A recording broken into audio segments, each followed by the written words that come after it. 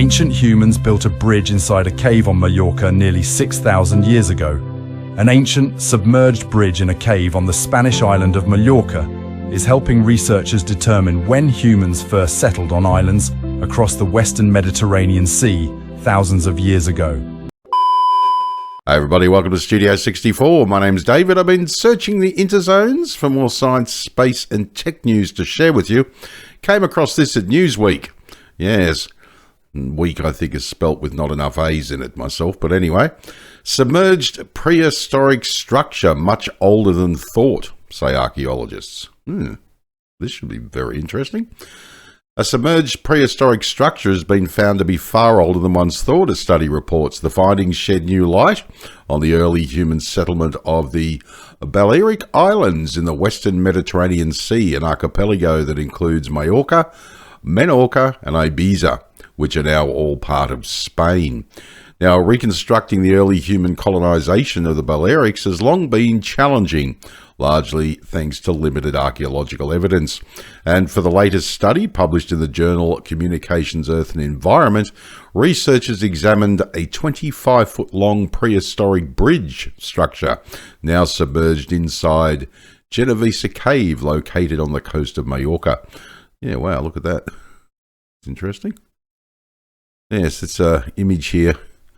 Close-up view of the submerged stone bridge on the left from Genovesa Cave in Mallorca, Spain. Stone path on the right, connecting the entrance of the cave and its subterranean lake, across which the bridge was constructed. Okay. Make this a little bit, let's biggerize it a little bit. It wasn't much of a biggerization, was it? Here we go. Fascinating stuff, isn't it?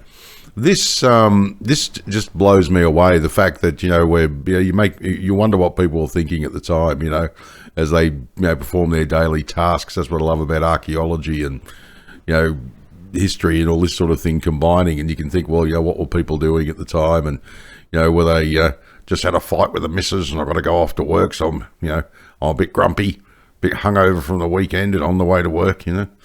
What sort of things were they thinking about? Yeah, it's just fascinating, isn't it? Absolutely and utterly fascinating to me. Yes, previous research had indicated tentatively that the structure was built around 3,500 to 3,000 years ago, thanks to pottery found in the chamber that the bridge led to. But in the latest work, study lead author Bogdan Onak with the University of South Florida and colleagues dated the construction of the bridge between 6,000 and 5,600 years ago. This provides evidence for early human presence on the island, dating at least 5,600 and possibly around 6,000 years ago, the authors wrote in a study. The latest findings challenge the current scientific consensus, which holds that the earliest human settlement on the island occurred around 4,400 years ago. Some prior research had suggested human presence as far back as 9,000 years ago, but inconsistencies and poor preservation of the radiocarbon-dated material led to doubt being cast on these findings. And there's a little map there showing the location of the Genovesa Cave on the Spanish island of Mallorca. Archaeologists studying a prehistoric structure in the cave have found it to be far older than previously thought. Absolutely fascinating. Now, we've got a little video here that'll give us a little bit more background on it, and we'll check it out, and we'll carry on the conversation when we come out the other side. Ancient humans built a bridge inside a cave on Mallorca nearly 6,000 years ago. An ancient, submerged bridge in a cave on the Spanish island of Mallorca is helping researchers determine when humans first settled on islands across the western Mediterranean Sea thousands of years ago. A new analysis of the 25-foot-long, 7.6-meter-long bridge inside Genovesa Cave has revealed that humans lived on Mallorca, one of the largest islands in the Mediterranean, much earlier than previously believed. The findings could narrow the gap between when humans settled in the eastern and western Mediterranean regions. A study detailing the findings published Friday in the journal Communications, Earth and Environment. A lack of written records and limited archaeological evidence have made it difficult to piece together the point at which humans colonized and settled on the Mediterranean islands. But a telltale bathtub ring, along with mineral formations detected on the bridge, has allowed scientists to estimate that the structure was built nearly 6,000 years ago, said lead study author Bogdan Onak, a professor in the School of Geosciences at the University of South Florida.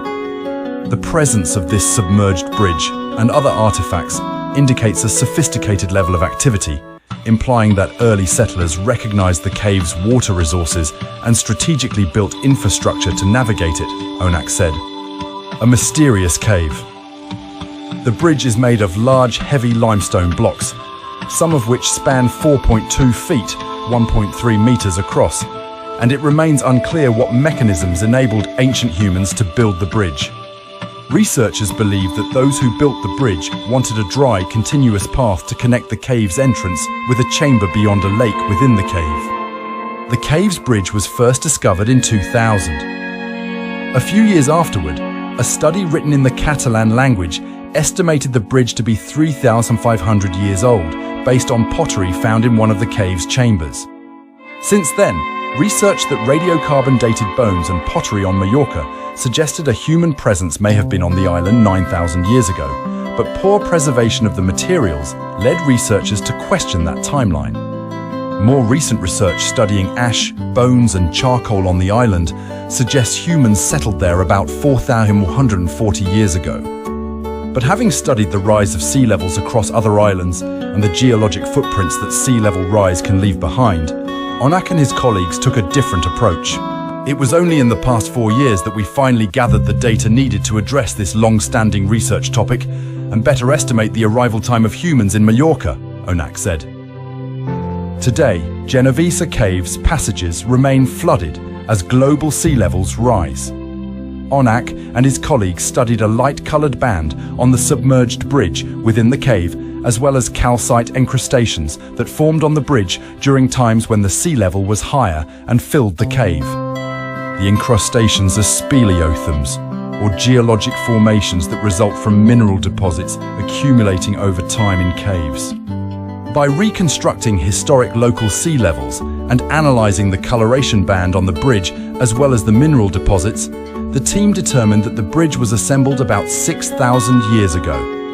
The color band matched the same level where mineral deposits formed when the sea level was at a standstill, indicating it must have been constructed earlier than 5,600 years ago, Onak said.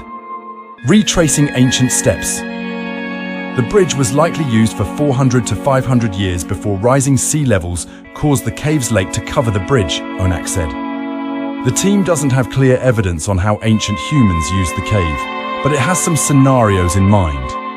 Cave divers have found fossil remains from a now extinct goat species that once lived on the island known as Myotragus balearicus. They also discovered pottery within a drive chamber connected to the cave entrance by the bridge, Onak said. This suggests that humans may have used the area near the cave entrance, a large collapse chamber, for living, Onak said. The purpose of crossing the lake to access that chamber remains unclear. It could have served as a refuge, place for rituals, or as a storage place, keeping food out of Mallorca's hot days. There is evidence of small stone homes and structures made from large stones in Mallorca between 2,000 to 4,500 years ago. So it's likely that the cave bridge is a precursor to the larger, more sophisticated stoneworks found on the island, Onak said. Paleontologists are still trying to determine why Mallorca was settled later than the eastern Mediterranean islands.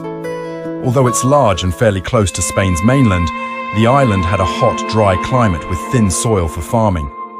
And apart from fish and native goats, Mallorca lacked a bevy of natural resources. In contrast, other islands had more favorable environmental conditions and abundant resources, such as minerals and livestock, which made them more attractive for early settlers, Onak said.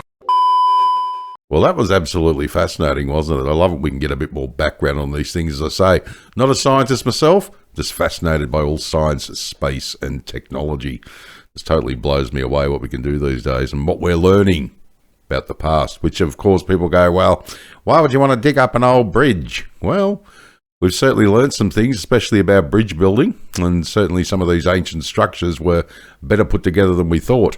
Because they weren't put better together than we thought, why they lasted 5,000 and 6,000 years. I can barely get my local city council to fill in a goddamn pothole, which lasts about a week and a half. Fascinating, isn't it? And yet these guys built bridges that seem to last forever. I mean, look at the pyramids. Maybe we should build a bloody hospital in the shape of a pyramid. It might last more than 5 minutes. Oh dear. The authors of the latest study came to their conclusions after analysing mineral formations on the bridge and the elevation of a distinctive coloration band near its top. The cave has passages that are now flooded thanks to rising sea levels. The mineral formations and the coloration band serves as proxies for precisely tracking historical changes in sea level and enable the researchers to constrain the dates of the bridge's construction. The findings provide evidence indicating that humans settled on the island earlier than the current scientific consensus suggests. This research underscores the importance of interdisciplinary collaboration in uncovering historical truths and advancing our understanding of human history, ONAC said in the press release. This is something that I believe, I absolutely love, and I believe is so important. Interdisciplinary collaboration.